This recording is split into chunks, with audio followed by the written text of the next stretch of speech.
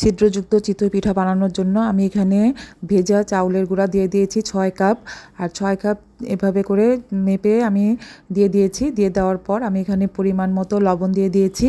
দিয়ে তারপরে আমি এখানে কুসুম গরম পানি দিয়ে দিয়েছি, হাত দিয়ে ধরে রাখা যায় এরকম পানি। তারপরে এখানে আমি পানিটা একবারে দিব না, আস্তে আস্তে করে দিব। একবার প্রথমবার দিয়ে এভাবে করে চাউলের গুঁড়িটার সাথে পানিটা আমি এভাবে করে মেখে নিব। মেখে নেওয়ার পর আবার আমি পানি দিয়ে দিব। পানি দিয়ে দেওয়ার পর আবার মেখে নিব। এভাবে করে মেখে নিতে হবে। আর একবারে দিলে কাইটা পাতলা হয়ে যাবে, তাহলে পিঠাটা সুন্দর হবে না। এই যে এভাবে করে আমি আবার পানিটা দিয়ে দিচ্ছি। দিয়ে দেওয়ার পর এই যে এভাবে করে কাইটা আবার আমি মেখে নিচ্ছি। এভাবে চেপে চেপে মেখে নিতে হবে। আপনারা চাইলে ব্লেন্ডারও মিহি করে নিতে পারেন, আমি হাত দিয়েই মিহি করে নিচ্ছি। আর এই যে এভাবে করে কষলিয়ে কষলিয়ে মিহি করে নিতে হবে। এভাবে করে মিহি করে নেওয়ার পর আমি 15 থেকে 20 মিনিট এভাবে কষলিয়ে কষলিয়ে মিহি করে নিয়েছি। আর উপর থেকে আমি কাইটা এভাবে ফেলার পর যখন এভাবে ডুবে যাবে তখনই মনে হবে যে কাইটা হয়ে গেছে। আর এরপরে আমি 1 ঘন্টার জন্য রেস্টে রেখে দিব। এই যে 1 ঘন্টা পর আমার কাইটা রেডি হয়ে গেছে। আর আমি চামিচ দিয়ে এভাবে ঘুরিয়ে ঘুরিয়ে কাইটাকে রেডি করে নিব।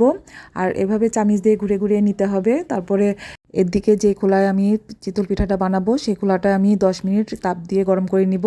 এই যে আমার গরম হয়ে গেছে। এখন আমি পিঠা বানানোর জন্য কাই দিয়ে দিয়েছি। দিয়ে দেওয়ার পর আমি এখানে যখন আস্তে আস্তে করে ছিদ্রগুলো হয়ে যাবে তখন আমি ঢাকনা দিয়ে ঢেকে দিব। এই যে আমার আস্তে আস্তে ছিদ্রগুলো হয়ে গেছে।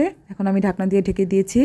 ঢেকে দেওয়ার পর এই যে আমার পিঠাটা 5 মিনিট পরে হয়ে গেছে। আমি মিডিয়াম হাইটে পিঠাটা বানিয়ে নিয়েছি। এভাবে করে মাঝখান দিয়ে ফুলবে আর চারিদিকে এরকম ছিদ্র থাকবে। আর এটা যেহেতু বেকিং পাউডার দেইনি সেরকম ফুলবে না। এই যে আমার পিঠাটা রেডি হয়ে গেছে। আর পিছনটা দেখুন কত সুন্দর কালার এসেছে। এতে এখন আমি পিঠাটা উঠিয়ে রেখে দিচ্ছি। এভাবে করে আমি বাকি পিঠাগুলো বানিয়ে নিব। এই যে আমি দ্বিতীয়টা আবার বানিয়ে দেখে দিচ্ছি। আবার দ্বিতীয়টা বানানোর সময় আবার নেড়েচেড়ে নিতে হবে। নেড়েচেড়ে নিয়ে তারপরে পিঠাটার কাইটা দিতে হবে। দেওয়ার পরে যখন এভাবে ছিদ্র হয়ে যাবে তখন আমি ঢাকনা দিয়ে ঢেকে দিব। এবং এই যে আমার পিঠাটা হয়ে গেছে 5 মিনিট পরে। এই যে আমি এখন উঠিয়ে নিচ্ছি। এভাবে করে আমি উঠিয়ে নিব। এই যে আমার দ্বিতীয় পিঠাটাও হয়ে গেছে। আর এভাবে করে আমি আস্তে আস্তে পিঠাগুলো বানিয়ে নিচ্ছি। এই যে তৃতীয় পিঠাটা মাশাআল্লাহ সুন্দর ফুলেছে। আর এভাবে করে সবগুলো পিঠা আমি বানিয়ে নিয়েছি। এখন ভেঙে দেখিয়ে দিচ্ছি পিঠাটা কেমন হয়েছে। এই যে দেখুন ভাঙার পরে সুন্দর ছিঁড়ে ছিঁড়ে আসছে এবং খুবই সুন্দর সফট হয়েছে এবং মাংসল হয়েছে পিঠাটা।